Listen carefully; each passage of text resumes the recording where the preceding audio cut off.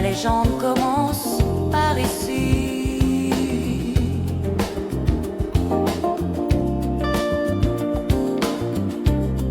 Il faut être ici pour exister.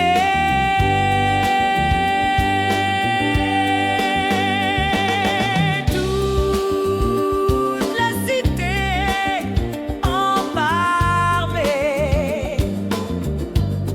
Force à vous, forcez, tu vas aimer.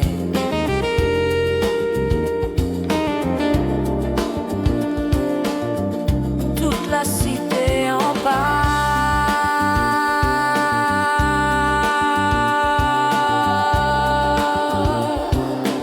C'est comme ça.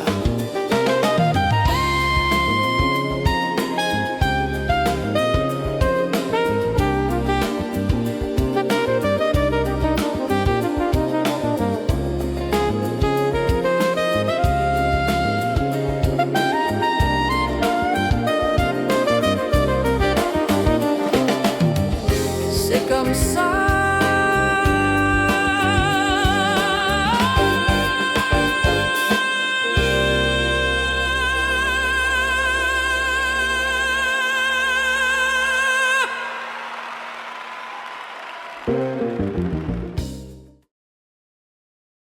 Coucou Franck, bonne émission, bisous.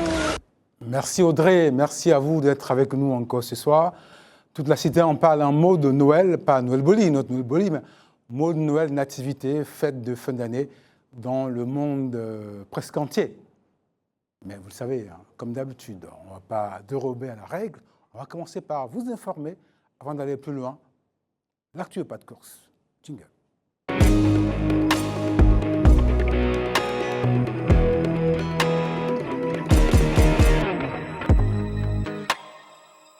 On s'informe avec Noël Boli, qui arrive. Salut. Salut Franck. Voilà. J'ai cru que c'était ma fête, mais pas encore. Bah, c'est tout comme, hein, Noël. Bah, ce sera ma fête bientôt. Ce ne sera pas ta fête, ce sera une fête pour toi. Ce serait une fête pour moi. Toute la nuance est là. Christian. Bonsoir Franck. Salut Christian. Comment tu vas? Super. Bonsoir Christian. Voilà. Comme toujours. On est déjà en mode Noël. Hein. Vous allez voir tout à l'heure. Toujours en mode Noël, parce qu'on a toujours Noël avec nous, mais aujourd'hui encore, ça fera 2 Noëls. Noël nativité, vous allez voir tout à l'heure dans le contenu et par le plateau qui est déjà décoré à souhait. N'empêche que l'Afrique sportive est axée sur le Maroc et la Coupe d'Afrique des Nations nous occupe encore ce soir. Et pour cela, les Africains iront tous à Casa, à Fès, à Tanger, à Rabat aussi. Mais il est important quand même de dire qu'en dehors du sport, il se passe également des choses au Maroc. Effectivement. Ouais. Il se passe des drames, il se passe des situations vraiment déplorables. Voilà, le mardi 9 décembre jusqu'au mercredi, précisément dans la nuit, s'est produit un drame incroyable. 2 immeubles contigus à Fès, dans le nord du Maroc. Une ville d'ailleurs qui va accueillir des matchs de la Coupe d'Afrique des Nations, en l'occurrence des matchs du Nigeria. Un gros drame s'est produit. 2 immeubles contigus se sont effondrés. Ces 2 immeubles comportent 4 étages chacun et 8 familles se sont donc effondrées. Il faut dire qu'ils présentaient des signes de fissuration sans que personne ne soupçonne quoi que ce soit. Et lorsqu'ils se sont effondrés, c'était la désolation totale puisqu'on dénombre, selon l'agence de presse officielle du Maroc, 22 morts et 16 blessés graves qui ont été conduits dans les centres hospitaliers en la matière. Et il faut dire aussi que quand même les autorités ont pris des mesures pour arriver sur les lieux, pour sécuriser la zone et procéder à l'évacuation. On disait souvent à Abidjan aussi, des immeubles, on en parlait il n'y a pas longtemps sur notre plateau, des immeubles qui se sont effondrés également. Qui ont même décor. Oui. Bon, ça n'arrive pas qu'à Abidjan. D'accord. Ça arrive un peu partout. Effectivement. Il y a donc ces immeubles qui s'effondrent, mais il y a aussi la nature qui s'en mêle. Et puis, il y a la CAN, mais il y a aussi, en projection dans 6 mois, la Coupe du Monde.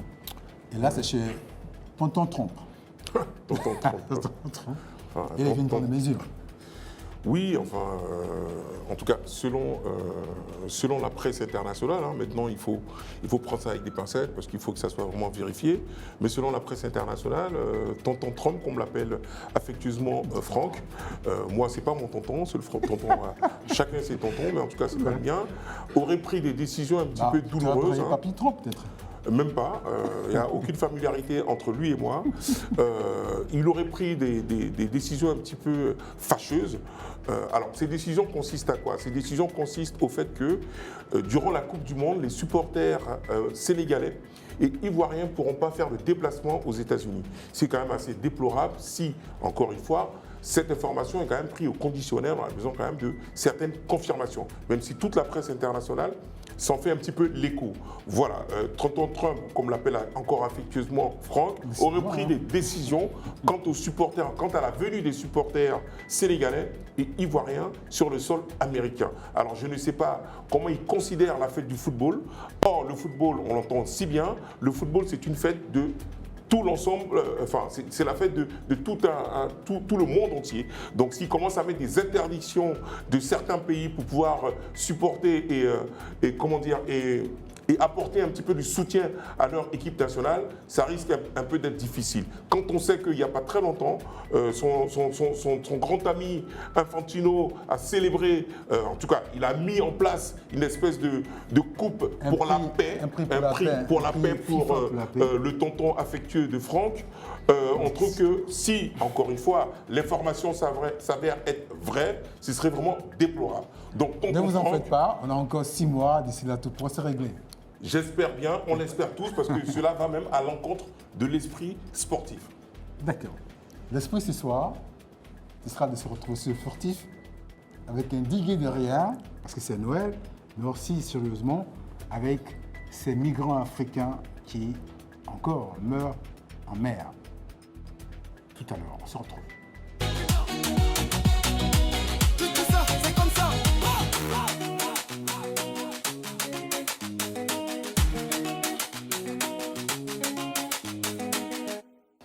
Je disais à l'instant, le de la cité se posera ce soir encore sur ce drame presque silencieux auquel nous assistons.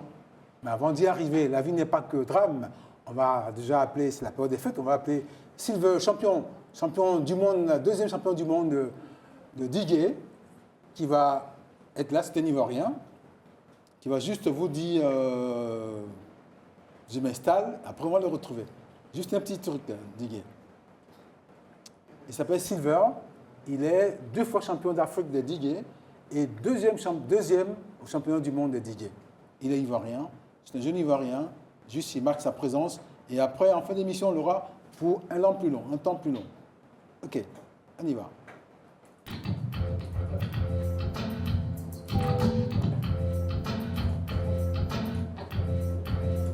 Et il sera content de Noël Boli qui fut un grand danseur à Paris.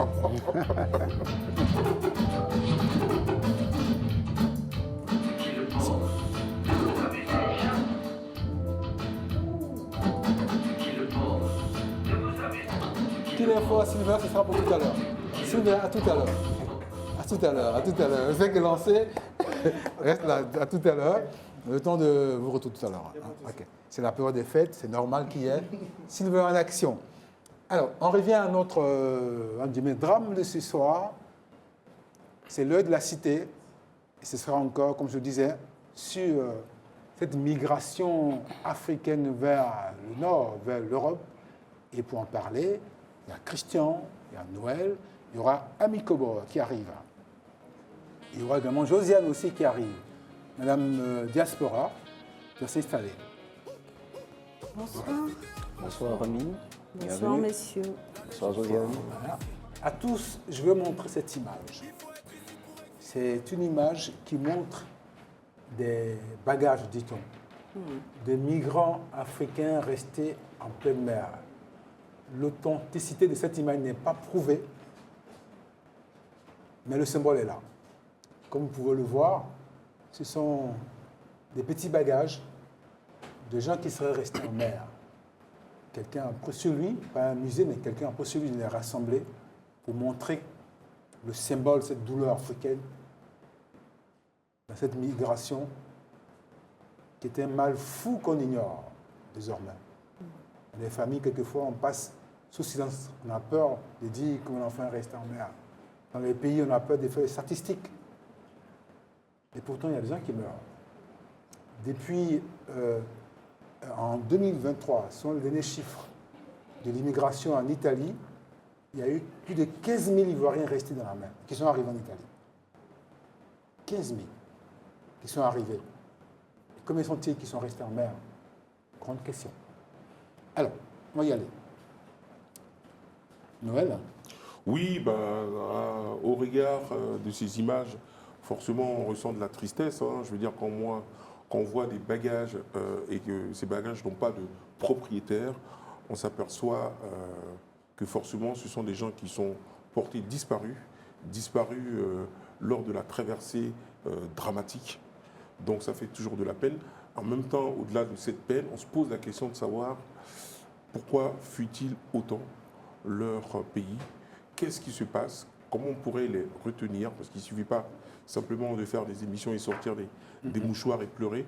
Il faut vraiment aussi avoir et savoir le pourquoi et commencer à résoudre ce pourquoi-là à la source pour qu'enfin, ce genre de situation n'arrive pas. D'accord. Donc voilà ce que je peux Non, dire. c'est bien dit. Il n'y a pas à pleurer, il faut trouver une solution. Quand il y a un problème, parce que sinon il faut on va trouver pleurer une tout le temps. Voilà. Sinon, On on va pleurera tout le pleurer temps. Sans solution, c'est pas ça. Alors, quels sont les pays africains les plus touchés? D'accord. Alors, les pays africains les plus touchés, on parle d'abord du Soudan. Du Soudan, on le sait, il y a un gros conflit. Soudan du Sud et Soudan du Nord réunis. Il y a un gros conflit qui perdure depuis des années. C'est peut-être pas maintenant que cela va s'arrêter.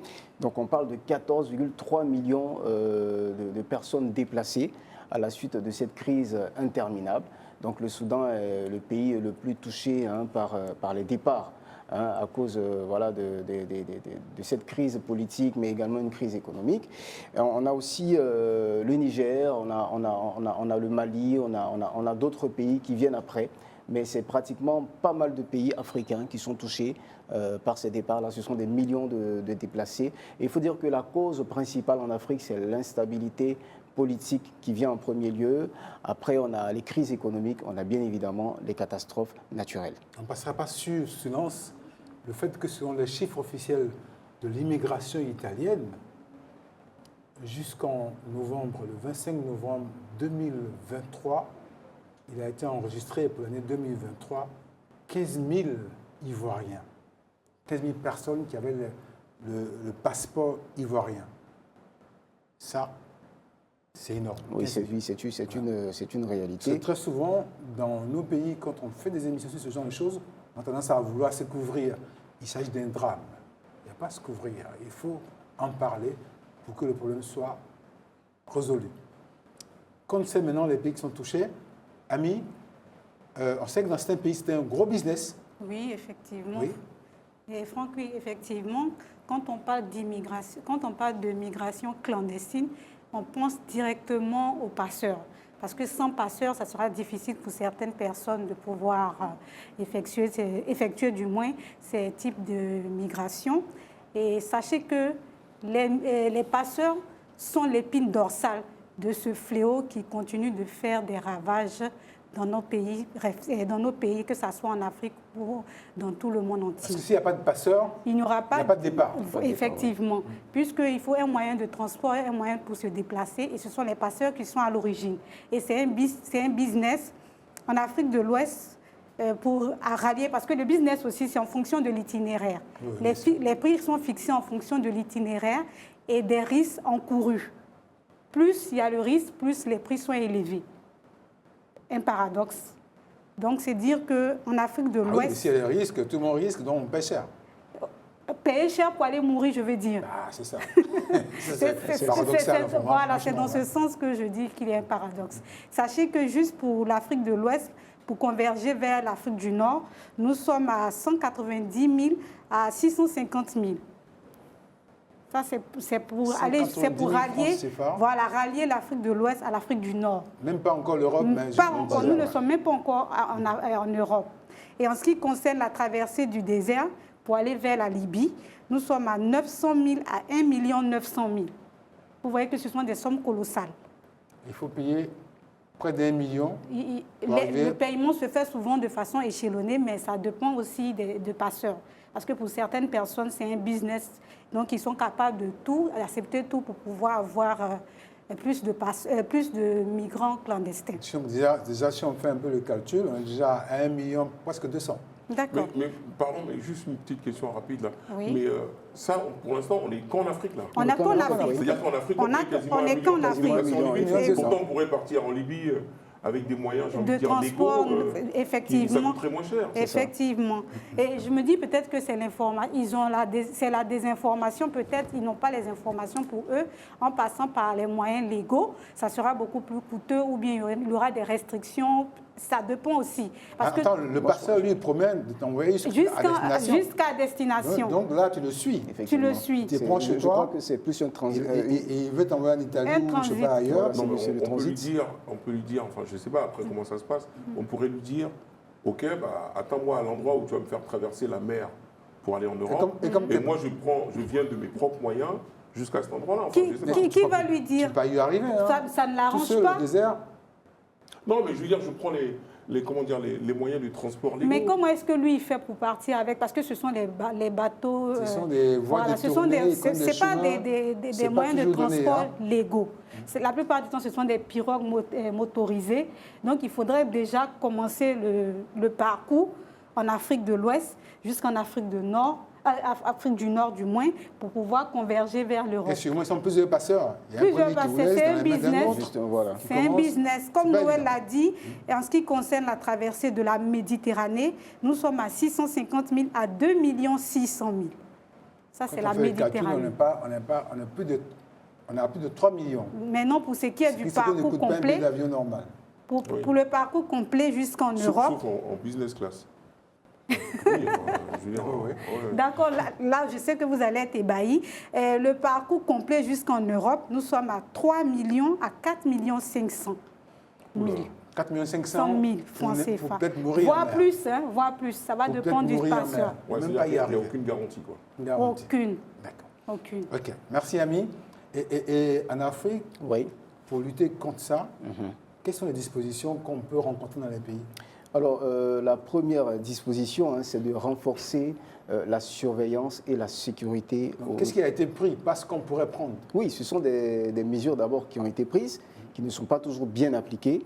Mais par exemple, en Côte d'Ivoire, le renforcement des frontières est une mesure que le gouvernement a prise pour lutter contre ce phénomène. Mais monsieur qui va au Niger ou au Burkina, comment tu sais qu'il va plus loin? Oui, bon, je vais dire que la mesure en elle-même est bien, mais l'application a besoin également de s'adapter au contexte. Enfin, il y a règles quand même. Ouais. Voilà. Et je pense que... Frontières... Voilà, donc renforcement de frontières, coopération internationale, qui pour moi n'est pas assez efficace, parce que si la coopération internationale était véritablement efficace, je pense que dans tous les pays, là elle a cité plusieurs pays, on aurait véritablement un système de filtrage pour pouvoir maîtriser cette immigration-là et peut-être même contribuer à ramener ces personnes-là, je vais dire, dans les circuits légaux. Donc cette coopération internationale fait également partie des mesures qui sont prises par les pays africains pour lutter contre l'immigration clandestine. Quant à savoir si c'est bien appliqué ou pas, je pense que le terrain nous donne en tout cas, il y a la volonté. Voilà, la volonté d'y faire face. Et pour terminer, on parle aussi de sensibilisation et de l'éducation. Mais ça, généralement, déjà, moi, selon mon observation, j'ai l'impression que c'est à la fin du processus, quand il y a des drames, qu'on sensibilise plus, mais on ne sensibilise pas pour prévenir. On sensibilise pour guérir. Et bon, c'est ce qui fait que ce phénomène-là prend autant d'ampleur. Et puis, la dernière mesure qui, pour moi, devrait être la première, c'est le développement économique, puisque dans ces pays-là, la pauvreté, la misère, les inégalités sociales font que les populations sont obligées de partir. On ne leur demande pas de partir puisque ça ne va pas. Donc, d'elles-mêmes, il y a ce flux-là. Et c'est une mesure qui, pour moi, devait être la première. C'est au niveau drame africain. Et les pays d'accueil? D'accord. Alors, naturellement, il y a des dispositions qui sont prises là-bas aussi. Oui. Vous ne pas les accueillir. D'accord. D'abord, ce sont des vestiges silencieux, empreintes de douleur qui retracent un parcours migratoire, on va dire, tragédique. Donc déjà, exposer ces bagages en plein musée, c'est... C'est pas dans un musée, il faut préciser. On a cru, mais après check-in, aucun musée en Italie n'a fait ça. Ce sont des particuliers qui ont pris sur eux de montrer ces images. Ok. Vrai ou fausse, le symbole est là. D'accord. Voilà. Déjà, j'aimerais dire que c'est donner de la voix à ces personnes disparues, emmener toutes ces personnes qui visitent ces objets présentés à prendre conscience du fait qu'il y a des statistiques énormes derrière ces situations dramatiques de migration, les forcer à prendre conscience. Et au niveau de l'Europe, on va dire qu'ils prennent des mesures. Voilà. Les sociétés civiles s'organisent afin d'encourager, d'apporter leur contribution, de créer, on va dire, des camps de réfugiés, de mettre sur place des équipes de sauvetage en mer pour pallier à ce genre de drame. L'aide alimentaire... Ça, ce sont les États qui font ça. L'aide alimentaire... Pas la société civile, non? Si, les sociétés Ce sont civiles... les États qui organisent... c'est que dans le temps, il y avait une politique européenne de surveillance des mers européennes. Il y a eu des bateaux qui prenaient ces migrants en pleine mer, soit les ramenaient ou les mettaient dans des camps en Europe. Donc, ce n'est pas seulement la société civile, c'est les pays eux-mêmes qui prennent des mesures. D'accord. Mais les sociétés civiles aussi s'y mettent. Voilà, ils prennent des mesures dans ce sens. Ils apportent le réconfort, l'aide juridique, alimentaire. Qu'est-ce qu'ils font encore? Une solidarité. Et également, il y a aussi des peurs et des craintes autour de certains citoyens qui craignent, on va dire, cette intégration massive qui pourrait les pousser à, on va dire, détériorer plus ou moins leurs principes culturels. Donc, il y a des craintes à ce niveau. Au niveau des politiques aussi, il y en a qui sont dans le sens d'ouvrir, on va dire, de rendre l'accès à l'immigration assez possible et fluide. Il y en a d'autres qui sont pour le durcissement de ce volet d'immigration afin d'éviter plusieurs drames. Voilà. On va dire officiellement, l'Europe n'en veut plus de toute façon. Ouais. Une immigration illégale n'est jamais voulue par un pays. Ça parce qu'il y a des suscite moyens beaucoup pour y arriver. de questionnements. Ouais, Ouais. d'accord. Donc il y a des dispositions qui sont prises. Là, on en parlait hier, on en parlait il y a quelques jours. L'ancien ministre de l'Intérieur de l'Italie était en procès parce qu'il aurait refusé d'accueillir des bateaux en Italie. Mais il a été acquitté il y a 2 jours. Parce qu'il a appliqué les lois de son pays, ce qui est normal. Ouais. Effectivement. En gros, il ne faut pas se mettre en pâture. Non. Il ne faut pas se mettre Pas en se pâture. donner tant de les Africains, mal, en tout cas, ouais. Pour Si vous voulez accéder immigrer, à un prenez les objectif. voies légales. Mais l'immigration clandestine de ce genre, c'est toujours délicat. C'est ça. C'est toujours délicat. Ok, Ami, peut-être. En fait, Et Ami, voyons comment on conçoit ça au Sénégal, qui est aussi un point de départ massif. au Sénégal, vraiment, c'est pire. Si je peux m'exprimer comme ça, parce qu'au Sénégal, à beau faire, on va toujours sensibiliser, mais il y a toujours des personnes qui sont prêtes à partir mourir. Pour le Sénégal, je peux dire peut-être qu'en Afrique de l'Ouest, le Sénégal est le pays qui engendre plus de morts en termes de migration clandestine. Et pour eux, il faut coûte que coûte voyager. Vaille que vaille, ils doivent Il y voyager. avait un thème que vous disiez la dernière fois, c'était quoi? Barça ou à la Barça. Barça. C'est-à-dire, ils doivent aller à Barça, c'est-à-dire à Barcelone, ou mourir. Ou mourir. Ou mourir. Il y a À ce certaines point-là. personnes qui se disent, elles sont tellement prêtes à tout pour pouvoir arriver en Europe qu'elles se disent, même si elles meurent en chemin, c'est la volonté divine. Donc c'est comme ça On a vu qu'eux les voient Ivoiriens les qui choses. témoignaient la dernière fois, dans notre premier document, que vaut mieux ils préfèrent mourir dans la mer que de rester ici. D'accord. Donc il faut C'est dire, fort, hein. il faut C'est fort, dire tout ça. que utiliser les moyens via les passeurs ne garantit en aucun cas le fait d'arriver à bon port. Et cela n'a pas de sécurité. Donc il est préférable de rester sur soi le temps que tous les moyens soient réunis pour pouvoir voyager, si c'est votre volonté de voyager. D'accord, on va terminer sur ce volet. C'est quand même la fin de l'année, il ne faut pas être aussi très triste. Oui. Ce sont des réalités, on ne va pas les ignorer, mais quand même. Qu'est-ce qu'on peut contre la vie? On va terminer ce petit plateau sur l'immigration, sur l'émigration. C'est pas d'ici, ça fait l'émigration clandestine.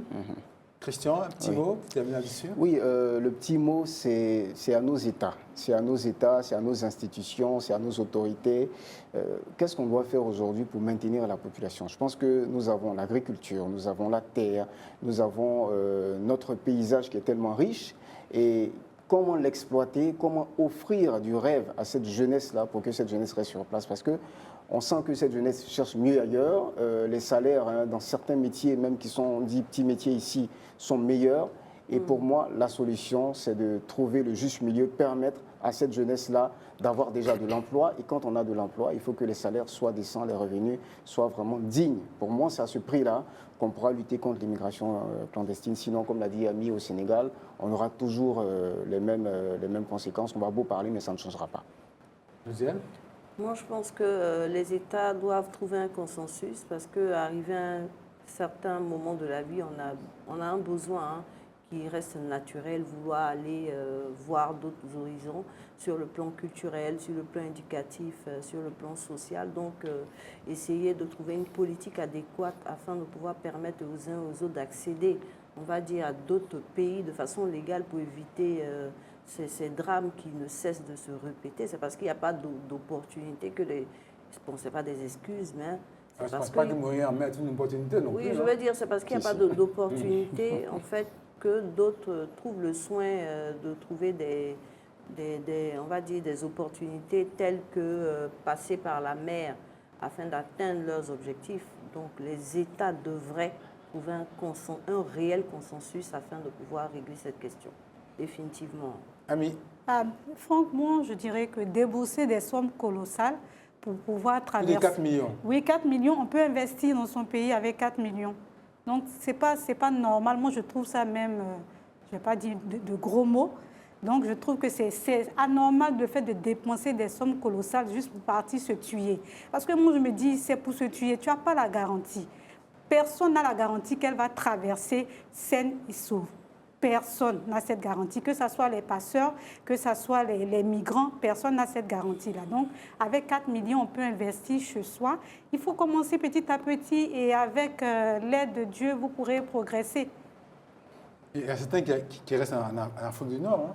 Oui. Ils n'arrivent pas à les plus loin. Si, effectivement, oui. Et là-bas, ils sont emprisonnés la plupart du temps. Donc, c'est vraiment déplorable. L'esclavage. OK. Noël, là-dessus?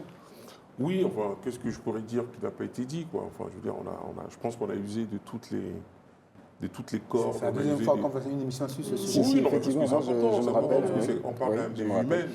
Non, mais je pense qu'il faut quand même réfléchir, parce que donner une solution comme ça voudrait dire que j'ouvre mon sac et puis je connais la solution, enfin je donne une solution toute trouvée. Je crois qu'il faut vraiment faire des états généraux sur ces solutions-là, réfléchir sérieusement et trouver la bonne solution, la solution adéquate, parce que c'est pas toujours évident. Je veux dire, on peut partir comme ça avec des idées, mais encore faut-il les mettre dans la réalité de ce que vivent nos autorités. Donc voilà, donc je pense qu'on doit tout faire en tout cas. L'idée, c'est de tout faire pour les conserver, mais dans quelle mesure, dans quelle possibilité de faire en sorte qu'ils n'aient pas envie de partir. Parce que vous savez, c'est pas tous qui vivent des situations un petit peu dramatiques ici. Il y en a, ils ont simplement des envies d'ailleurs. Donc ces gens-là, il faut quand même pouvoir les contenir, réduire au maximum, parce que le risque zéro n'existe pas, réduire au maximum le nombre de personnes, et puis voir dans quelle mesure on peut vraiment trouver des solutions adéquates, de telle sorte que ça ne se reproduise plus, en tout cas qu'il n'y ait plus de morts. Ce qui est sûr, les chiffres sont hallucinants. 30 000 morts en plus de 15 ans, en pleine mer, doit faire réfléchir. Réfléchissons ensemble pour mettre fin à cette tragédie. À tout à l'heure.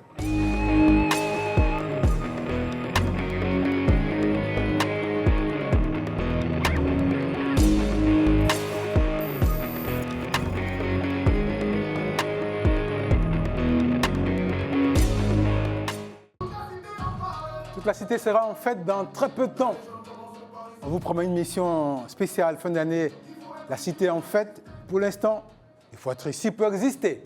Les échos de la cité, Joan Montero. Force à vous, forcez. Bonsoir, bonsoir. Forcez, ça va? Ça va bien. Voilà. Je salue un peu avec mon maquillage. MPK. Le retour de MPK. Toute la cité en parle, le retour est annoncé. Salut MPK. Salut Franck.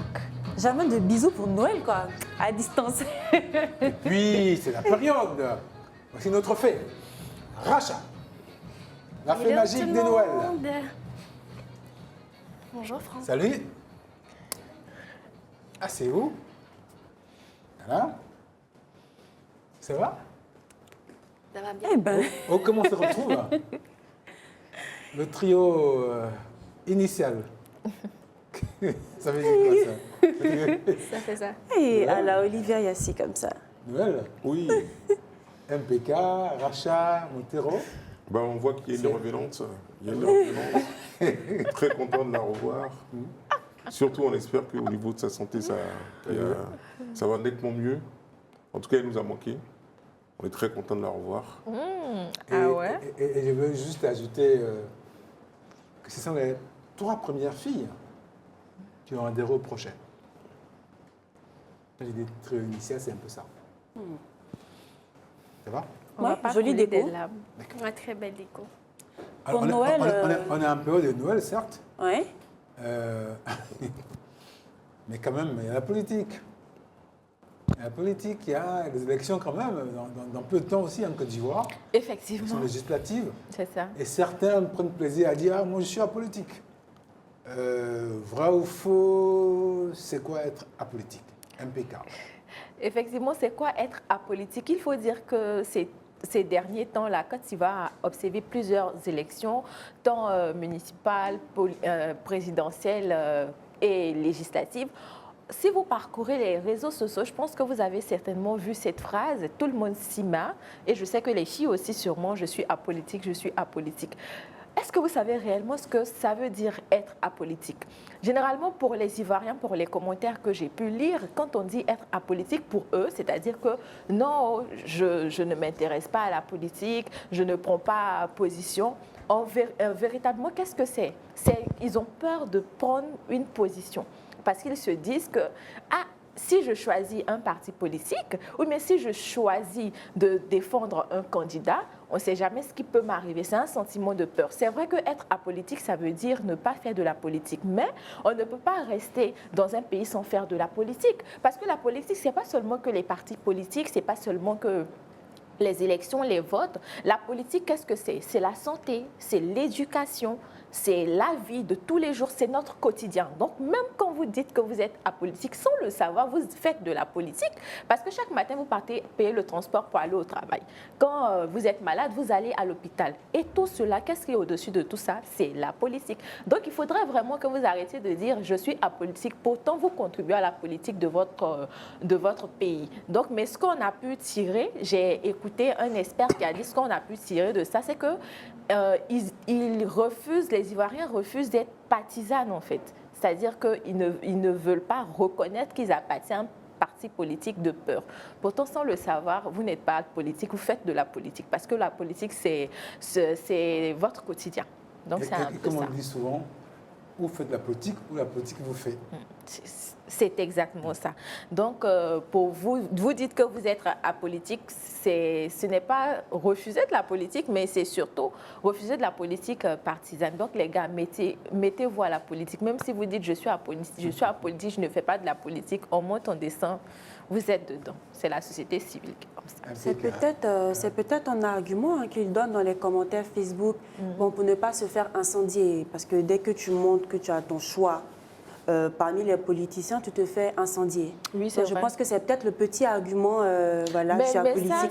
Ça, c'est vraiment pas seulement que même sur Facebook. C'est pas que sur Facebook. C'est pas seulement que sur Facebook, on n'est pas obligé d'exprimer ses partis ou ses convictions politiques sur un Facebook. argument pour...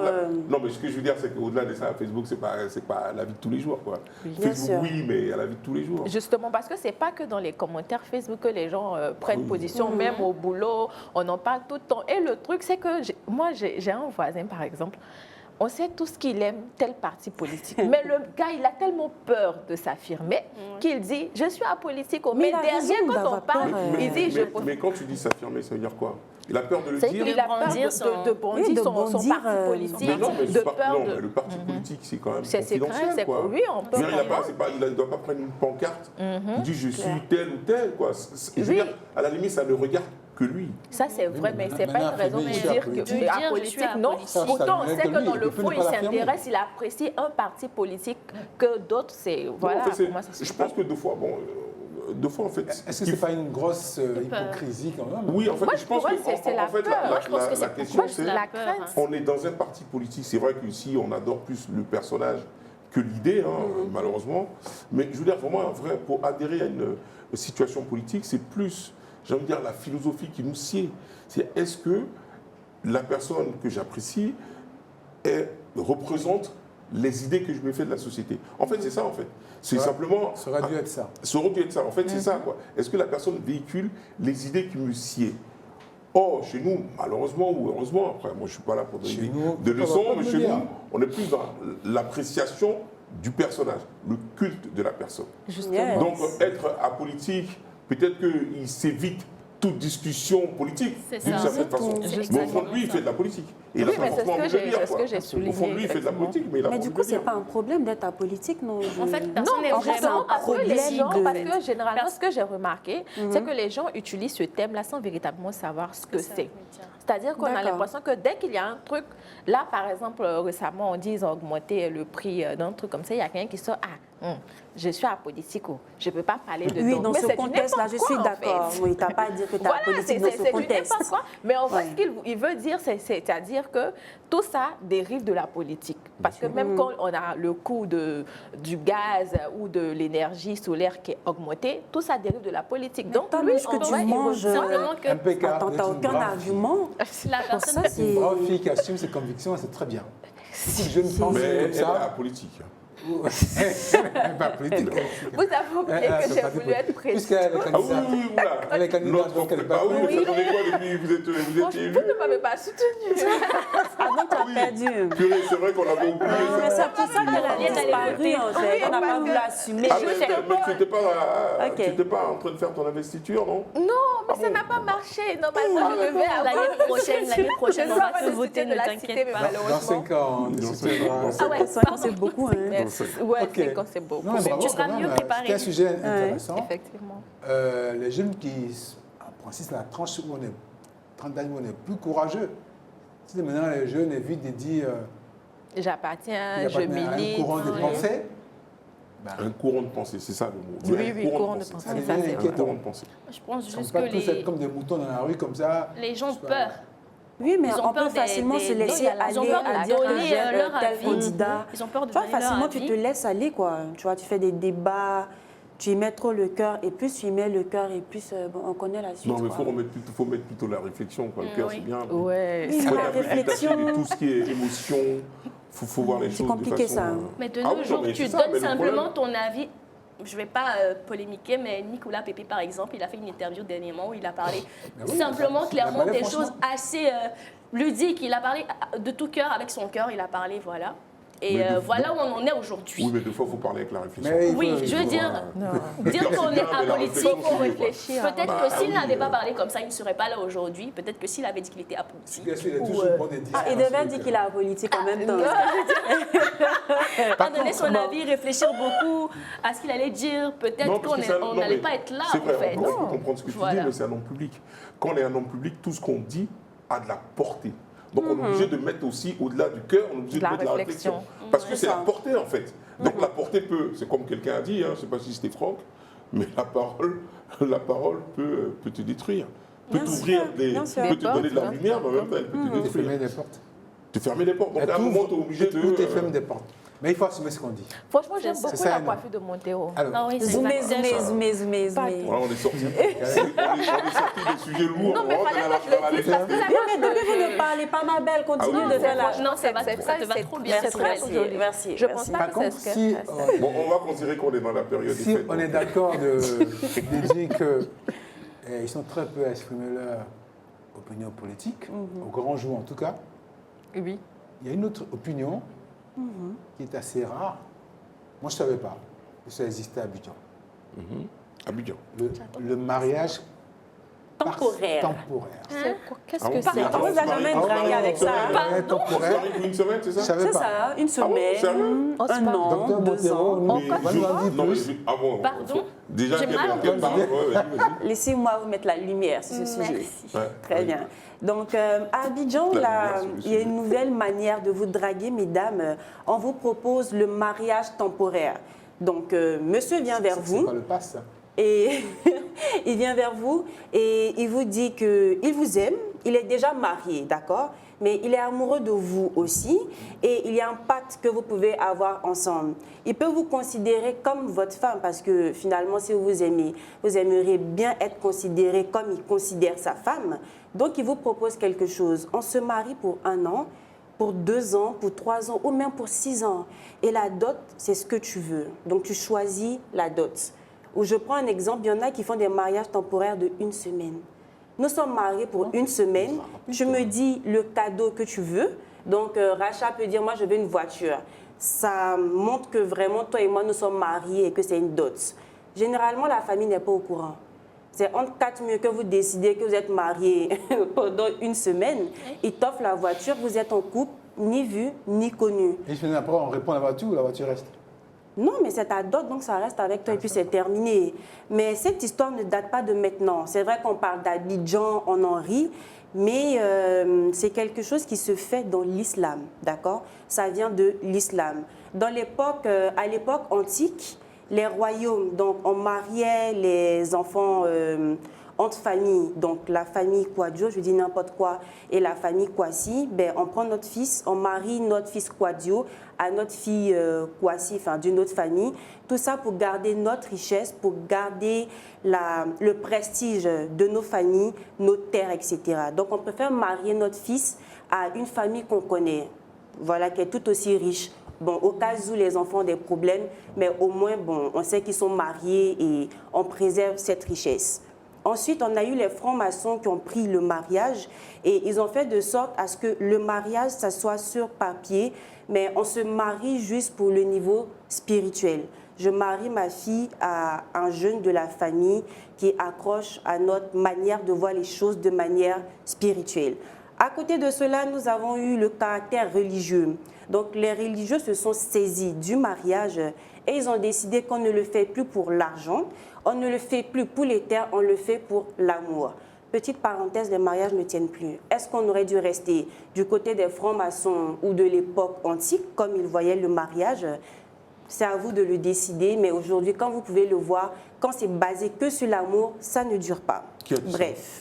Non, mais bon, j'ai pas le taux de divorce. Mais vous êtes. C'est question non, en mais Côte d'Ivoire. Le taux de divorce est très élevé. Mais il y a autant de mariages. Non, mais moi, je reviendrai avec les taux. On va revenir en terminer quand même. D'accord. Il y a eu 5 mariages, une seule journée. Puis vous voyez les mariages, mais voilà. Oui, on ne voit pas les divorces. On ne va pas venir prendre le micro pour dire, hey, on a divorcé aujourd'hui, mais je vous assure que. Effectivement, mais je reviens pas. On va revenir à ce phénomène que je ne connaissais pas. Non, pas avec ce phénomène-là. Vas-y. Le mariage partiel. Il y en a à Abidjan actuellement. Oui, actuellement. C'est ça que je voulais. Actuellement. Donc, c'est-à-dire que on se dit, on se marie quoi, 1 semaine? Oui, mais après Moi, personnellement, j'ai jamais entendu. Je veux dire, on le fait dans un point de vue. C'est d'un point de vue légal. Non, comme je l'ai tantôt. Oui, c'est en 2 personnes. C'est pour ça que j'ai signifié en 4 murs. Est-ce que c'est un mariage? Est-ce que ça peut être défini comme un mariage? Parce que moi, j'ai jamais entendu ça. Est-ce que mais un mariage c'est d'abord, défini c'est comme quoi? un mariage, par exemple? Oui, Je mais peux un dire c'est mariage, c'est un quoi accord d'abord? commun entre 2 personnes. Voilà. Non, je veux dire, cela là, ce dont tu parles, c'est un accord que je fais avec quelqu'un. Bien sûr. Il veut être avec moi, il ne peut pas être avec moi. Parce qu'il est marié quelque part. Il me demande d'être avec lui. Il me demande mes conditions pour être avec moi. C'est différent du mariage. Le mariage, c'est se lier, signer un contrat qui prouve devant soit des parents, devant une famille, voilà, comme le mariage religieux, traditionnel, civil. C'est ça un mariage. Maintenant, l'autre, c'est un accord commun. Voilà. Mais est-ce que tu sais qu'avec le mariage, on n'est pas obligé d'avoir un prêtre ou une personne forcément spirituelle? C'est 2 personnes qui se mettent d'accord, tu vois, elles discutent ensemble. Bon, on peut avoir un échange même de sang, c'est-à-dire je me blesse, tu te blesses, et puis on se touche le doigt comme ça, on est en train de se marier. Même avoir des relations sexuelles ensemble, c'est un mariage aussi. Le mariage a plusieurs définition. Mais un mariage, il faut qu'il y ait des témoins. Oui, il faut une tierce personne. Non, mais forcément pourquoi des tu as témoins. Dieu comme témoin, c'est un mariage. C'est beaucoup plus spirituel que ça. Même à l'église, il y a des témoins, à la mairie, il y a des témoins, même traditionnellement, il y a toutes ces personnes qui sont autour, et ça, ce sont des témoins. Donc, moi, je pense que là, on ne devrait pas parler de mariage, mais plutôt d'accord entre deux personnes qui voudront faire quelque chose de précis. Je pense que c'est qu'il faut révéler si ça existe. C'est ça. Oui, moi, je pense ça. Même s'il y a des vidéos peut-être sur YouTube qu'on peut aller Non, voir, mais c'est maintenant que ça commence à remonter un peu. Moi, on m'a déjà proposé ça 2 fois. Hein. Ben voilà. J'ai failli. On m'a déjà proposé ça, toi. Non, jamais. On m'a pas proposé de me marier, mais on m'a proposé des choses vraiment... Non, on parle de mariage. Mariage, non. Genre mariage pour temporaire. Une semaine, non. Mais... Non, on m'a déjà pour 3 ans, On t'a quoi. proposé quoi? 3 ans, la 3 ans. dot. Un retour de quoi? 4 jours, non? Non, 3 ans. Un retour de quoi? Mais c'est ça, mais pour en revenir, j'aime beaucoup cette question parce que je voulais vous demander, est-ce que vous pensez que le mariage temporaire, finalement, ce n'est pas de la prostitution? Merci. Oula. Non, c'est trop fort, ça. Là, tu rentres dans une considération. Vu le temps qu'il nous reste, on n'aura pas On verra ça une prochaine fois. Le sujet est parce qu'on va y revenir. Je vous chauffe. On va y revenir parce que c'est quand même, si c'est parti vraiment à Abidjan, c'est une notion nouvelle, une pratique nouvelle, Oui. qui ne m'étonnerait pas, vu la vie actuelle. Tiens, une voiture, on se marie une semaine. Non, mais bon, ça... On se marie. Ah, je savais pas qu'on pouvait... Franchement. Ça vous donne des idées? Docteur Montero, merci bien pour la révélation. Moi, ça me donne des Je idées. mets la lumière sur vos manipulations, messieurs. Je mets la lumière dessus. Oh là là. La lumière, aujourd'hui, est sur un petit garçon, un bébé peut-être. Un bébé? Un bébé, Le petit enfant Jésus. Noël. Oui, l'enfant le Jésus. petit enfant Jésus, c'est ça. L'enfant Jésus, tout ça. Et très souvent, ça a beaucoup de paillettes, beaucoup de... Strass. Strass. Les strass. Et comme vous l'aurez remarqué, aujourd'hui, je suis en tenue de Mère Noël. Ça sera le bling comme le plateau. Et moi, particulièrement, j'ai une petite surprise pour vous. Et c'est maintenant. Tac, tac, tac, tac, tac, tac, tac. On n'a même pas d'instrument pour t'accompagner là.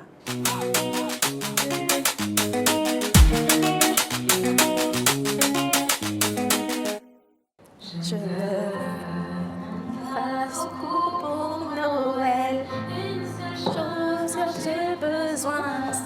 Une flèche de poitou, me voici le sapin.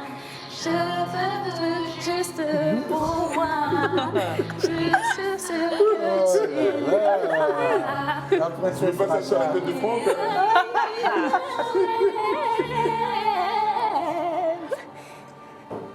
Ce que je veux pour Noël. Ah, purée. Oh là là là là. C'est toi. Oh my God.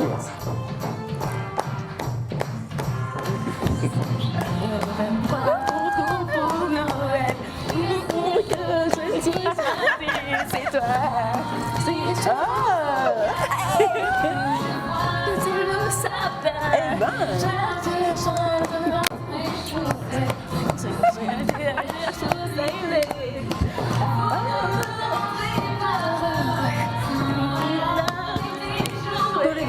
Oui, juste pour moi. Ce que tu veux ce que je veux pour Noël, c'est toi. La magie de Noël. Magnifique. Alors vraiment, je vous incite à partager la joie de Noël, à être heureux, à partager les bons moments, à partager la belle vie, à partager l'amour autour de vous. Pourquoi?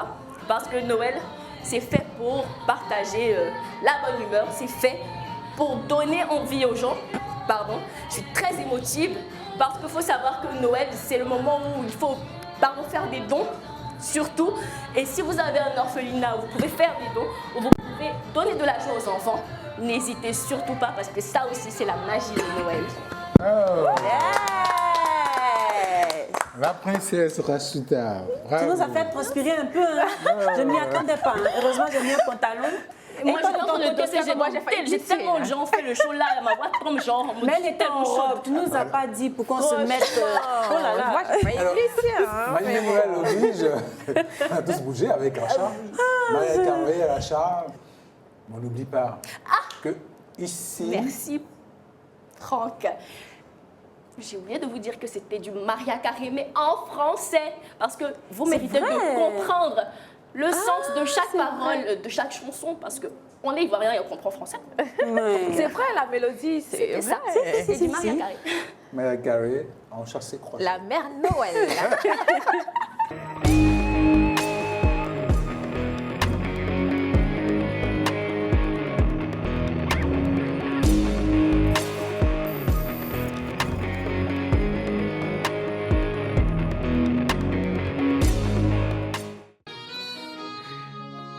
Maria Carré, on chasse, on croise en Côte d'Ivoire.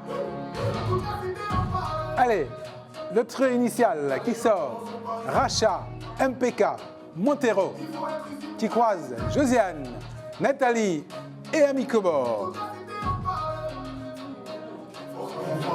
Forcez à vous, forcez. On est arrivé. Merci. Tu veux te mettre là? Oui, asseyez-vous. Hello. Salut. Ben voilà. Bonsoir. Bonsoir. Ouais. Ça va, Ami? Oui, ça va. La Josiane? Ça va. Salut Josiane. Bien. Salut Ami. Vous avez le ton de la fête de Noël. Oui. On espère. Pas de la Noël, hein, comme elle est. Non, non, On a pris. le Noël. Bon. Fête de Noël. Et merci pour cette décoration, c'est votre œuvre. Hein. Oui, en tout cas, c'est beau. Voilà. C'est simple et beau. Un peu fait ce Avec qu'on Racha, à pouvait. l'instant, on était avec Maria Carré qui mettait de l'ambiance. C'est ça. C'était sympa. Comme aussi, vous. Hein. D'accord. Si on commençait par savoir ce que l'IA a prévu pour nous pour cette fête de Noël. Enfin, cette fête de Noël. Si. Cette fête des fins d'année. Je prévois beaucoup de choses pour la fête de Noël, mais aujourd'hui, en fait, je ne vais pas vraiment parler de la fête de Noël, mais je vais dire aussi ce qu'on peut faire pendant la fête de Noël pour ceux qui ne vont pas forcément aller en famille. C'est que je vais parler de la transition digitale. Et c'est une transition digitale qui n'est pas très commune, puisqu'on n'en parle pas souvent. On parle plus de la transition digitale des entreprises. Et pour ceux qui ne savent pas ce que c'est la transition digitale, en fait, c'est le fait de passer du papier au numérique pour les organisations et les entreprises, pour faire simple. Et du coup, je vais parler de la transition digitale, en fait, de la culture et du sport. Il faut savoir que je vais retracer un peu l'histoire parce que effectivement, nous avons la culture avant donc l'arrivée de l'Internet et l'arrivée aussi également de tout ce qui est IA et etc. Alors avant, traditionnellement parlant, c'était avant 2010. Mais je pense que vous nous avez préparé quelque chose, non, dans une vidéo de si, justement, 45 minutes. Si, je vais rapidement retracer et puis après je vais laisser voir la vidéo, si c'est possible. Voilà, pour ne pas prendre trop de temps. Non, pas du tout, c'est juste que... D'accord, ok, ça marche. Donc en fait, avant 2010, c'était, donc on va dire les sorties traditionnelles. Et après, en fait, en 2010 et 2015 sont arrivés, on va dire WhatsApp et plutôt Facebook, donc ça a digitalisé toutes les sorties. Effectivement, là, il y a eu des choses en live sur Facebook et tout. Et puis ensuite, il est arrivé les algorithmes, c'est en 2016. Et c'est là où tous les comportements que nous avons sur nos téléphones sont du coup plus visibles. Et ces algorithmes, en fait, nous permettent justement de pouvoir nous servir et nous donner nos centres d'intérêt. Ensuite, nous avons également l'arrivée justement de l'Internet en 2020, de l'IA pardon, en 2020. Et je vais vous laisser regarder cette petite capsule que j'ai préparée pour vous dire davantage. Ok, on regarde ensemble. La transition digitale des sorties culturelles et sportives en Côte d'Ivoire. On parle souvent de transition digitale des entreprises, mais on oublie que la transition digitale a aussi transformé nos sorties culturelles et sportives. Si on regarde l'historique, cette transformation ne s'est pas faite du jour au lendemain. Avant 2010, nos sorties étaient entièrement traditionnelles. On se fiait aux affiches dans les quartiers et à la radio, et surtout aux bouches à oreille. la culture et le sport se vivaient principalement dans la proximité humaine. Entre 2010 et 2015, la transition digitale commence réellement. Avec Facebook et WhatsApp, les organisateurs créent des événements en ligne, programment des dates, invitent le public sur les réseaux sociaux et utilisent même les lives pour annoncer concerts et matchs. La culture devient visible sur le digital. À partir de 2016, les algorithmes entrent en scène. Les plateformes analysent ce que nous aimons, ce que nous regardons et commencent à recommander automatiquement des sorties culturelles et sportives adaptées à nos centres d'intérêt. Depuis 2020, l'intelligence artificielle est pleinement intégrée. Elle aide à organiser les événements et à mieux cibler le public, à prévoir les fréquentations et à personnaliser les sorties. Aujourd'hui, l'IA ne décide pas à notre place, elle propose et c'est toujours nous qui choisissons. La transition digitale n'a pas changé l'âme de la culture et du sport, elle a simplement changé la manière d'y accéder. C'était Destination IA et Marketing Digital, une rubrique de Toute la Cité en parle avec Nathalie Moulary. Qui retrace un peu l'évolution, la transition numérique en Côte d'Ivoire. C'est ça. Là où on envoyait avant des joyeux Noël sur papier et tout le reste, aujourd'hui c'est tout à fait ça. Et surtout les affiches aussi qu'on voyait dans la rue. Aujourd'hui, on en voit très peu et du coup, ça fait un peu plus propre d'ailleurs. Et du coup, on le voit plutôt sur nos petits écrans. On le dit pas assez, mais le monde a vraiment changé. Hein. Oui. Le monde a changé, hein, ce n'est plus comme avant. Tout à fait. Hein?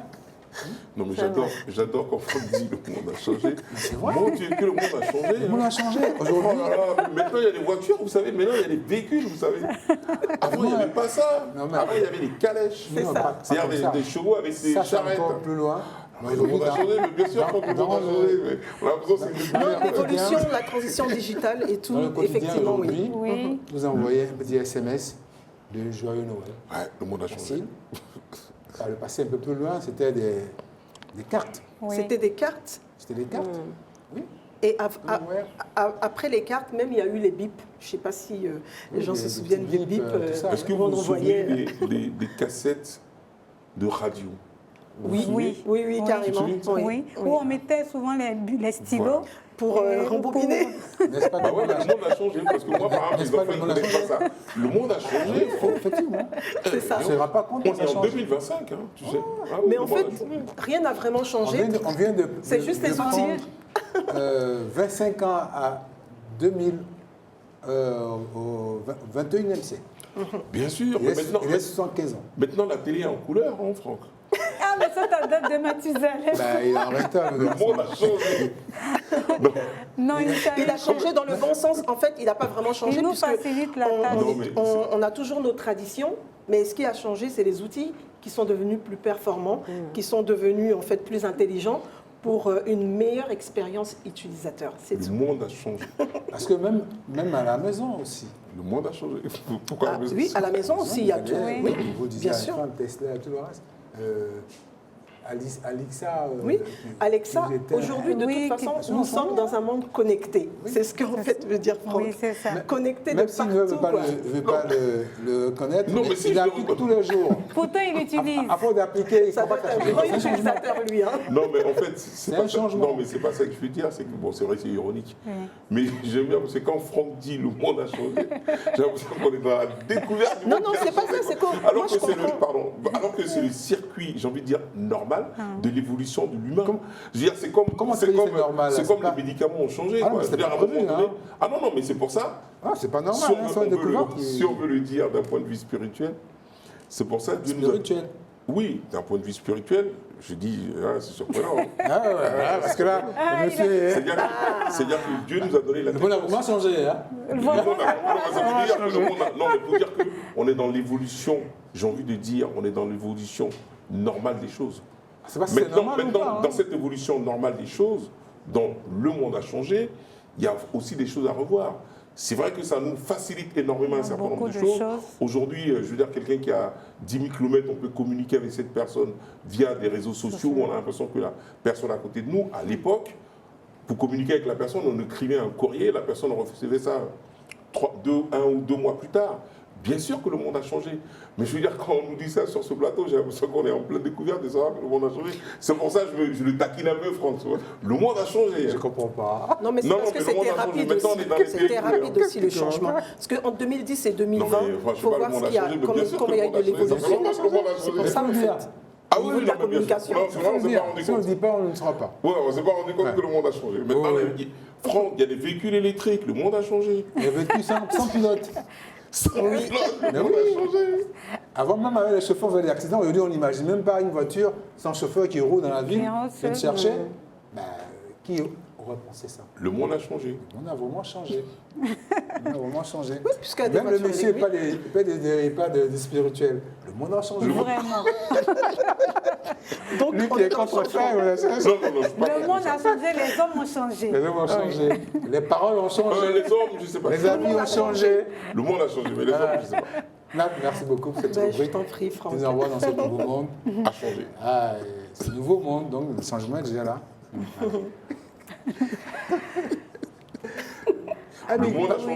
Amic, par contre, cette vieille pratique de promotion, de, comment on dit, la promotion, il y a les soldes. Il y a les soldes.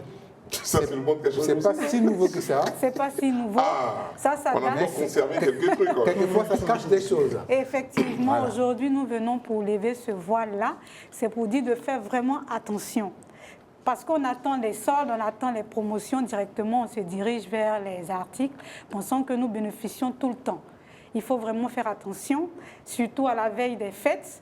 Et il y a des périodes, comme on le dit, le Black Friday. Il y a par exemple.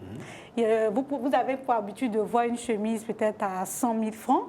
Et aujourd'hui, on vous dit qu'on vous fait ça à moins 80%. Il faut ticker. C'est le premier réflexe à avoir. 80% de réduction, il faut ticker. Soit le produit n'est pas de qualité, ou bien c'est le prix initial qui n'ont pas marqué. Donc, il faut avoir l'habitude, pendant ces périodes de fête, de faire beaucoup attention aux promotions. Je n'ai pas dit que les promotions n'existent pas, non, mais il faut beaucoup faire attention quand le pourcentage de réduction est vraiment élevé. Voilà. Donc, on dit même généralement que les commerçants... ils gonflent la veille. La chemise qui coûterait 100 000 francs, pour reprendre votre thème, oui. Ils gardent le prix des 100 000 francs, ils disent réduction de 50%. Toujours à 100 000. À 100 000. Oui, mais ce qu'elle dit, ce que Ami dit, elle a vraiment raison, parce que bon, nous les hommes, contrairement aux femmes, nous les hommes, quand on veut aller acheter un article, on cible l'article. Oui. Des fois, on le cible durant des mois. Un bon moment. Donc, on connaît les prix. On connaît déjà en avance. On connaît les prix, et dès qu'on a un peu d'argent, enfin, je ne m'achète pas des chemises à 100 000, je vous rassure. Je n'ai pas ce budget-là. Mais je veux dire, on connaît les prix. Oui. Donc on arrive pendant les soldes et qu'on s'aperçoit que cette chemise qui valait 20 000 francs, et on n'avait pas les 20 000 francs pour se l'acheter, on se dit on a 10 000 francs, d'accord? Et on se rend compte toujours que la chemise est passée à 40 000 francs, mais soldée à 20 000. Non, il faut dire que ce que tu dis est vrai. Voilà. Dire que ce que tu dis est vrai. Parce qu'on a déjà eu cette expérience, si tu veux. Surtout en cette période de fête, les gens ont tendance à appliquer ces types de promotions. Donc il faut vraiment être vigilant. N'empêche que les promotions existent. Oui, il ne faut pas tout ça. Voilà, tout le monde ne le fait pas. Dans les grandes surfaces, souvent, la plupart du temps, quand le produit veut arriver à expiration, il peut faire des soldes pour pouvoir vendre le plus rapidement possible. Évacuer le stock. Ça peut exister. Il y a des nouveaux stocks aussi qui doivent arriver. Ils peuvent aussi faire des réductions. Ça dépendra peut-être de la grande surface que vous fréquentez. Mais il faut vraiment, vraiment, vraiment être vigilant. Il faut être conscient de ce petit piège qui existe aussi. On fait croire que ça a baissé, pourtant ça n'a même pas bougé. Pas du tout. D'un franc. Non, c'est vrai. Ça existe. C'est une tactique commerciale aussi. Marketing. Oui. Un peu déloyale. On appelle ça les forces. Déloyale, quand c'est pas en saute de joie. Oh, ils achètent ça à moitié prix. On les appelle les pratiques commerciales trompeuses. Donc il faut faire vraiment attention. Dis donc, le monde a vraiment changé. Là, il n'a pas changé le monde. Ah bon, non, ça existe depuis la nuit des temps, c'est ça? Oui. Il n'a pas changé, oui. Il n'a pas non plus changé, je pense que ce peintre ghanéen, qui lui, dans ses peintures, pas des migrations, où c'est des effets de la migration pour peindre illustrer cette toile. En effet, nous allons vous présenter un artiste ghanéen de renommée internationale qui aborde plusieurs thématiques autour de ses œuvres, le colonialisme, la mondialisation, la migration, le déplacement des marchandises et la valeur du travail. Et on peut décrire ses œuvres, son écriture picturale autour d'éléments traditionnels en approche avec l'art contemporain. C'est un adepte de l'art contemporain et ses œuvres se définissent autour de couleurs vives avec une dynamique assez originale, illustrée de sa vie passée dans son pays d'origine qu'est le Ghana. Alors pourquoi est-ce qu'on dit qu'il aborde des thématiques autour de la migration? Parce qu'il utilise des éléments comme des sacs de jute qui expriment le déplacement. Voilà. Ils ont transporté, on va dire, des ressources, ils ont voyagé, et ces ressources sont passées de main en main, voilà, qui incarnent un mouvement de personnes, de biens et de capitaux à travers les continents, voilà, souvent dans le contexte de l'économie globale. Donc c'est pour cela qu'on dit qu'il aborde des thèmes autour de la migration. C'est le monde qui avance. J'avais Maria Carré tout à Le monde avance. Alors, moi, je vais vous faire vibrer aussi. Vivre. Avec, on ne va pas danser sur le plateau, rassure-moi. Non, on ne chantera pas avec une jeune petite fille qui a 5 ans, qui est déjà une virtuose de la batterie. On suit ensemble.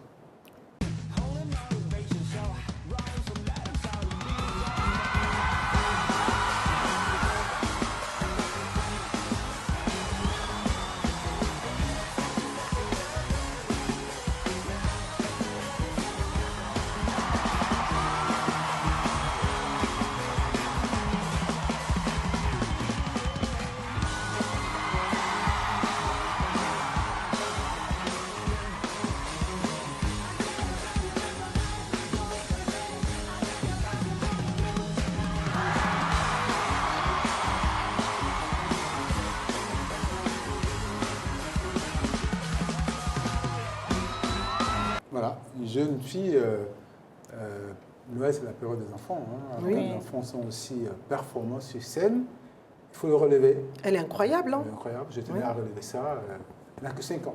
Et moi je pensais que c'était un petit garçon en fait quand j'ai vu mais après je pensais que c'était un petit garçon, mais elle est excellente, hein? Et elle a une telle maturité, je trouve. En fait, elle dégage beaucoup de choses et son drums, sa batterie, qui est... Voilà. C'est excellent, ça. Ok, c'est excellent. Et on se retrouve tout à l'heure avec le plateau qui arrive. Et tout à l'heure, on va vibrer aussi avec le champion du monde, deuxième champion du monde. Deuxième champion du monde de DJ et 2 fois champion d'Afrique des DJ. Ce sera avec DJ Silver. À tout à l'heure. Ok.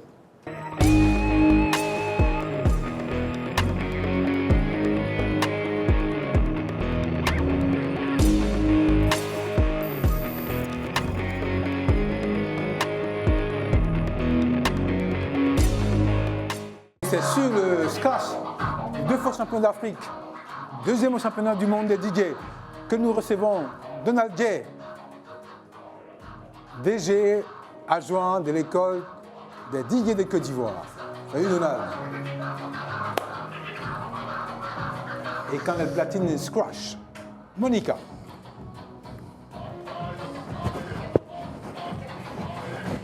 Ah, c'est vous Monica.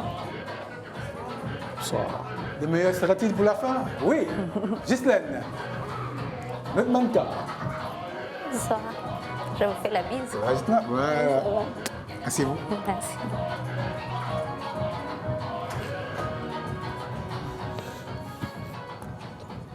Il s'appelle Sylvain. Il est champion d'Afrique 2 fois de suite. 2e au championnat du monde des DJ. Qui lui crut qu'un Ivoirien serait champion du monde, vice-champion du monde des DJ. Votre micro, il marche? Ouais. Oui, je pense. Je pense que ça marche. Ça marche? Ouais. Alors, ce concours, c'était où? C'était quand? Qu'est-ce que vous avez fait pour être 2e? Déjà, on a commencé déjà en Afrique ici pour les finales régionales. La finale régionale, GMC West Africa, j'ai été champion d'Afrique pour la première fois en 2024 et ensuite 2025. L'année dernière, en 2024, la finale mondiale était en France, à Paris. J'ai été deuxième vice-champion, pas deuxième, vice-champion du monde, précision. Ah oui, et cette année 2025, j'ai été encore champion d'Afrique, DMC West Africa, et je suis allé dignement représenter l'Afrique au Japon. Franchement, c'était pas facile, mais on a quand même mérité la 3e place mondiale. C'est pas rien. Bravo, quand même. Merci, Sylvain. On reste avec vous. Le temps de parler également avec le DG adjoint de l'école des DJ de Côte d'Ivoire, dont est issu champion. C'est ça, il fait partie de la première promotion de DJ School Abidjan. On a toujours cru que le DJ, ça s'apprend sur le tas. Là, il y a une école de formation. Oui, vous n'avez pas cru à tort, parce que c'est vrai. C'est vrai que tout le monde est autodidacte, mais depuis 2021, on a créé la DJ School Abidjan. On a essayé de répondre à un besoin qui était un besoin de formation et en établissant une maquette pédagogique adaptée aux réalités du métier pour leur permettre d'être beaucoup plus insérés dans la société. Voilà. Et cette école de formation, qu'est-ce qu'on y apprend? Beaucoup de choses, pas que le DJing, parce qu'aujourd'hui... C'est quoi les matières qui est au programme? C'est ça, il y a des matières théoriques et des matières pratiques. Déjà, on apprend tout ce qui est courant musical. Tous les courants... Des courants musicaux classiques, les courants musicaux urbains. On apprend le secourisme, des gestes de premier secours. On apprend à dans la boîte, si jamais... Voilà. Et historiquement, au Côte d'Ivoire, il y a eu ce fait-là, en 1977, au Pacha Club. Donc, on s'est servi de l'histoire pour répondre, comme je disais, un besoin. On apprend les logiciels de mixage. On apprend les techniques de mixage, les techniques de scratch. On apprend surtout la gestion de l'image. Parce qu'aujourd'hui, le talent seul ne suffit pas. On est dans un monde qui est dynamique. Comment on a changé. Voilà, exactement. Donc aujourd'hui, il faut être présent, il faut avoir une belle image, il faut avoir un beau nom. Parce que tout ça, ça fait partie du côté artistique. Un beau nom? Oui. L'appellation? Oui, le pseudonyme.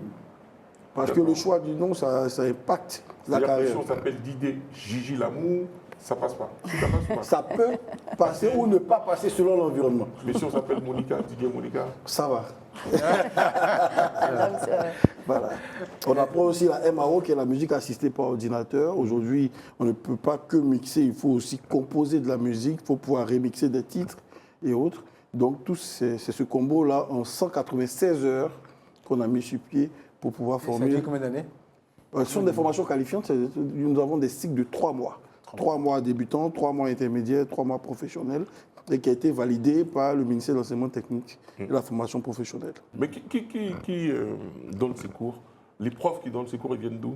Déjà moi. Déjà. Qui est Didier aussi, qui est juriste. Vous êtes issu d'une école, de la même école ou Non, pas de la même école, parce que c'est nous qui avons créé l'école, mais j'ai suivi des formations pédagogiques. On a suivi en France et puis on a suivi aussi en Côte d'Ivoire, surtout pour le côté pédagogie.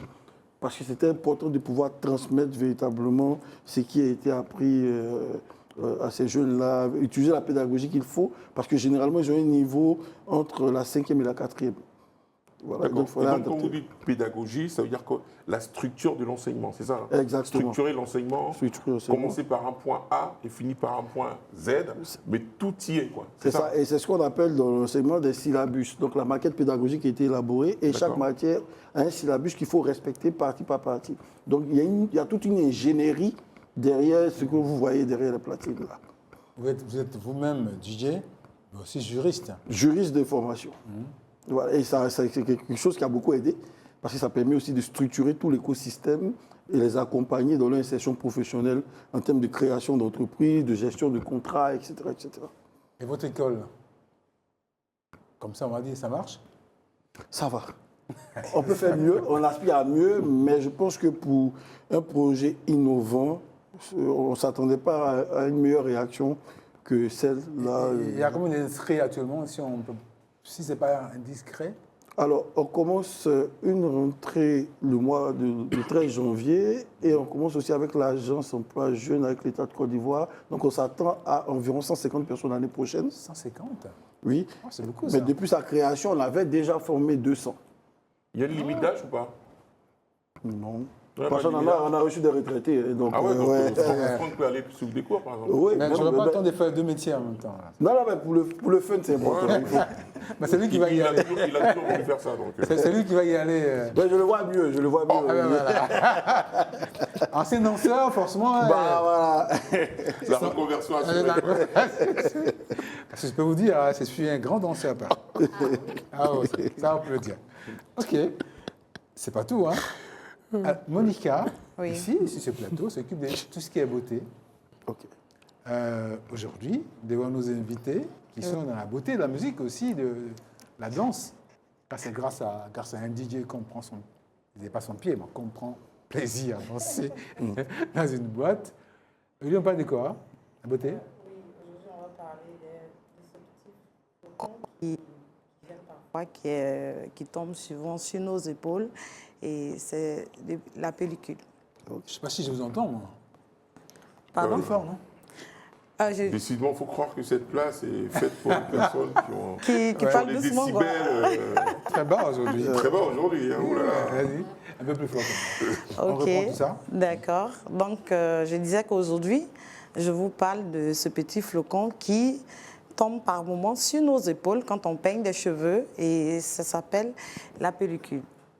Qui gratte parfois et qui gêne surtout, qui dérange beaucoup d'hommes et de femmes parce que ça peut être dans les deux côtés. C'est-à-dire la femme peut avoir comme l'homme peut avoir. Cela est dû quand le cuir chevelu se renouvelle trop vite, beaucoup trop vite, c'est ce qui provoque cela. Donc pour d'autres, ils se disent que peut-être c'est une maladie ou non, cela n'a rien à voir. Et aussi dans nos régions africaines, quand il y a un changement de climat, par exemple la saison sèche, c'est provoqué aussi par cela. Et donc, on va dire, il y a le stress aussi qui provoque cela. Donc, aujourd'hui, je suis venue pour dire à ces femmes et à ces hommes que ce n'est pas une fatalité.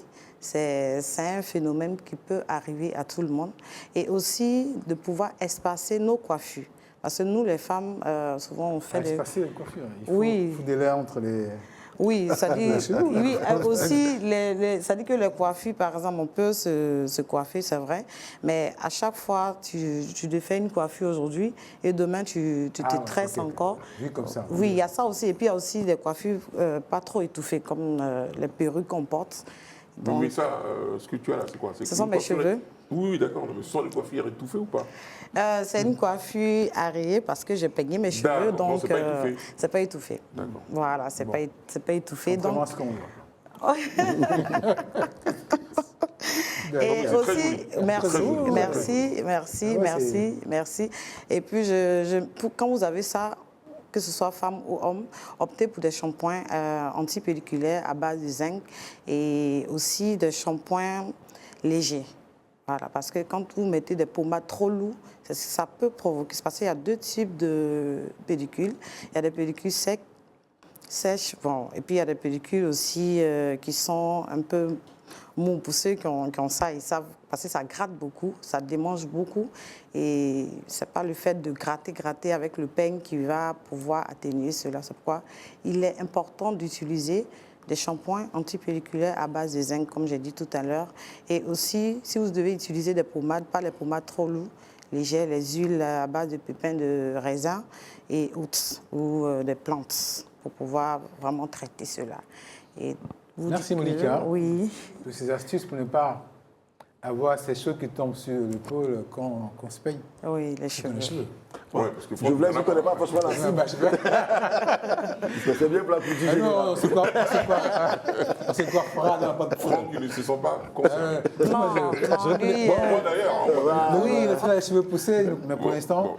Pour les hommes qui gardent les cheveux sont concernés parce que... C'est une belle astuce. Oui. Ce que je voudrais rajouter, c'est qu'il faut toujours aussi faire des masques que j'ai déjà Sur les cheveux? Oui, Oui, avec des masques des de plantes. cheveux que j'ai déjà donnés naturels qui peuvent aider à lutter contre les pellicules. D'accord.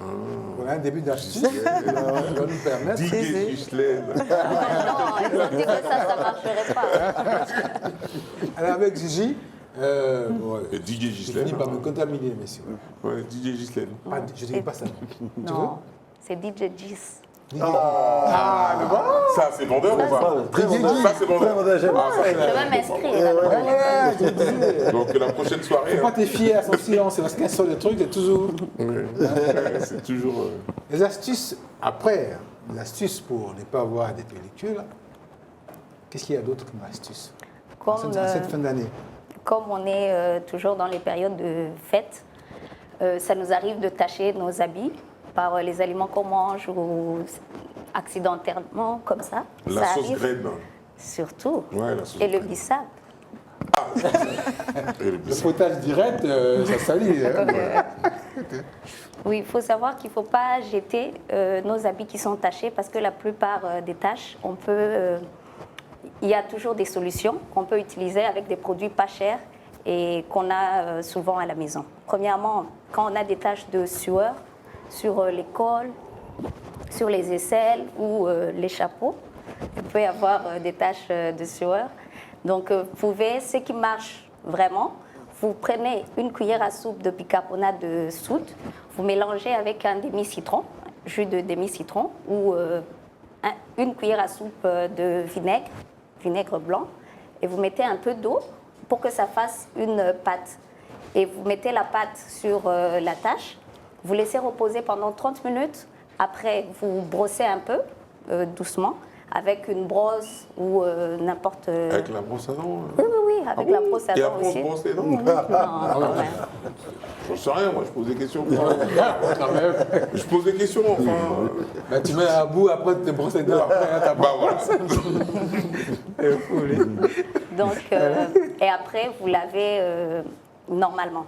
Vous allez voir que la tache va disparaître, mais il ne faut pas attendre que ça soit trop jaune, hein, parce que Après, il ça faut disparaît vraiment faire difficilement. ça régulièrement pour pas que ça fasse vraiment très sale. Donc, il y a aussi les taches de graisse, comme on vient de dire, avec les repas qu'on peut manger, les huiles, les... Comment dire La sauce graine, la sauce allons pour la sauce graine. La Allons sauce pour la graine, toutes les sauces, hein. C'est pas que Non, mais la sauce graine. c'est la sauce graine. Il y a aussi les maquillages.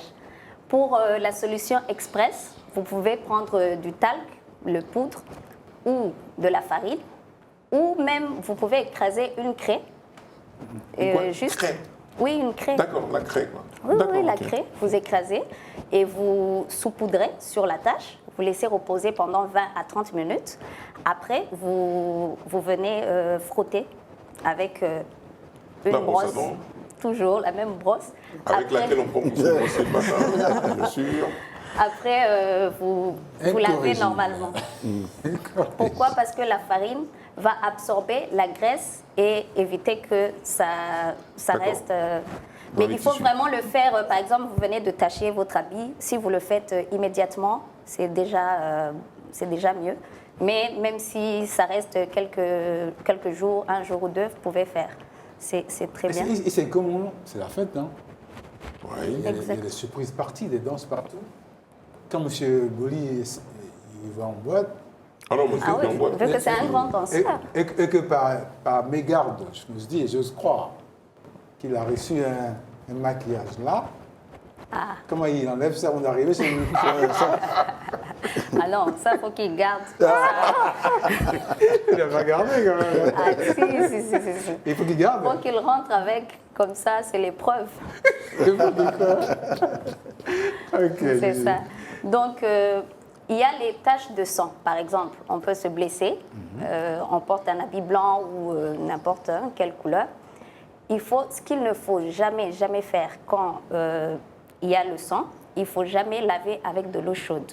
C'est vraiment, il ne faut pas, parce que, pourquoi? Parce que le sang contient des protéines. Et quand tu mets de l'eau chaude, ça cuit les protéines. C'est un peu comme cuire l'œuf. Exactement. Donc, il faut toujours laver à l'eau froide, avec du savon. Normalement, ça part tranquille, mais pas d'eau chaude. Surtout pas. Et pour ça, on ne met pas de la craie dessus? Non, non, non. Non, c'est pas parce que c'est pas de la graisse. Il y a aussi, comme je disais, il y a des tâches de fruits qu'on mange pendant les fêtes, quand vous allez m'inviter. Forcément. Bien sûr. Le vin, à boire avec modération. DJ. Bon, si je peux accompagner le DJ. À la fête de toute la cité. Oui, ah ben voilà, toute la cité arrive. Pourquoi pas? Les fruits, les bissapes. Comme je disais tout à l'heure, hein, comme les bissapes, tous les jus, toutes les tâches de boissons, de fruits. Qu'est-ce qu'il faut faire? Il faut laver à l'eau froide immédiatement. Par exemple, le vin, ça reste, tu bois l'eau froide immédiatement.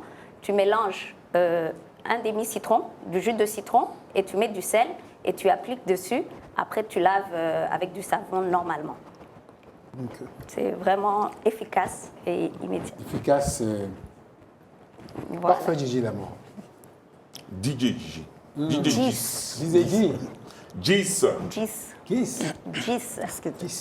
Elle se produit dans les quelques maquis c'est entré, hein, elle se produit dans quelques maquis à Bialy. Ah ouais, je vais m'inscrire. Non, mais pas maquis. Je la vois avec. Non, mais elle est dans les maquis. Au plus haut niveau. Je vais aller faire les championnats aussi. On ne sait jamais. Sylvain, il y a de la concurrence. La concurrence. Ah oui. Alors, pour clore tout ça, le champion d'Afrique, vice-champion du monde, va nous sortir un son, on va terminer avec. Le temps de faire le tour de la table. Jay, cette belle école. Oui, en tout cas, un grand merci déjà à Reflet TV pour l'invitation, parce qu'on a déjà bénéficié au début de la chaîne d'un reportage d'une équipe qui s'est déplacée, qui est venue vers nous. On espère vous revoir très bientôt chez nous. Puis en tout cas, au nom de toute l'équipe, je voudrais vous remercier pour la lucane que vous faites sur ce métier qui est beau et noble, mais souvent incompris et mal perçu par la société. Qui est incontournable. Exactement, parce qu'il y a un DJ partout. Un anniversaire, un baptême, un mariage. Même maintenant au divorce, on peut fêter avec un DJ. Je vous dis qu'on accompagne dans ce secteur de l'événementiel, mais à toutes les étapes de la vie, il y a forcément un DJ. Donc c'est beau, avec ces lucarnes que nous offre Reflet TV, ça permet de mettre en lumière positivement cette belle corporation qui est souvent très mal perçue par la population en général. La beauté, les astuces, c'était parfait. De toute façon, avec vous, on va sûrement se retrouver pour faire une belle fête des fins d'année. Oui, on attend que ça. Parce qu'il y a la fête, il y a DJ, on est là. 2025, 2026, c'est ça. On va sûrement la faire ensemble. Oui. Des paillettes, avec jolis costumes de Noël. Et beaucoup de bissap. Et puis avec Gis à platine. Avec Gis, ah oui. C'est super. Voilà. Donc, on va terminer sur ce scratch musical, ou comment on dit ça, je ne sais plus. Bon. Un 7. Hein? Un 7. Un 7. La piste est fermée? Il n'y a pas de son? Ah ouais? Voilà. Ben voilà, le son arrive.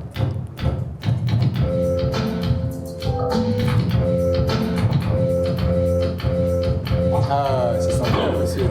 Ah ouais. Ouais, c'est ça.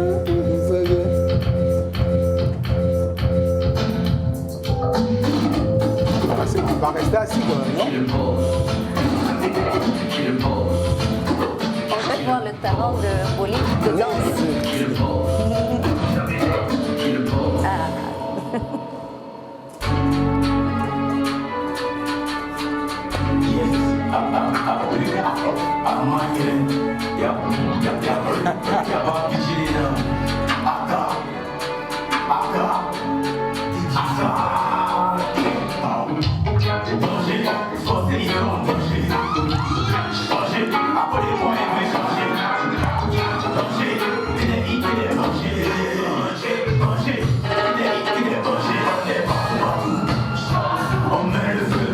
Ça s'appelle un macho, c'est ce qu'on disait. Il a pu avoir de Imra et il a mis l'instrumental de Alpha Blondy. Et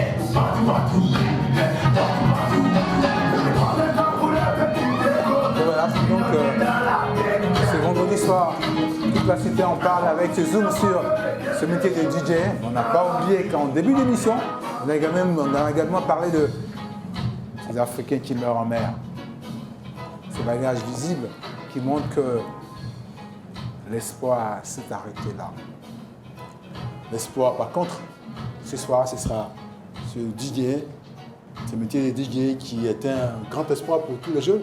Et il fait de la musique, qui aime la musique, et la beauté, les astuces, Noël Boli, toute la cité en parle. Merci à vous et à demain.